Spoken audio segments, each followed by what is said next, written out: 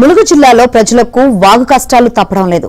ఏటూరు నాగారం మండలం ఎలిసెట్టిపల్లిలో తీవ్ర అనారోగ్యానికి గురైన యువకుడిని స్థానికులు తెప్పపై వాగు దాటించారు. వైద్యం కోసం తెప్పపై తరలించి ఆసుపత్రికి తీసుకెళ్లారు. భారీ వర్షం కారణంగా జంపన్న వాగు పొంగి పొర్లడంతో ఎలిసెట్టిపల్లి గ్రామానికి రాకపోకలు నిలిచిపోయాయి. అయితే అత్యవసర పరిస్థితుల్లో ప్రాణాలకు తెగించి వాగు దాటాల్సిందేనని స్థానికులు ఆవేదన వ్యక్తం చేస్తున్నారు.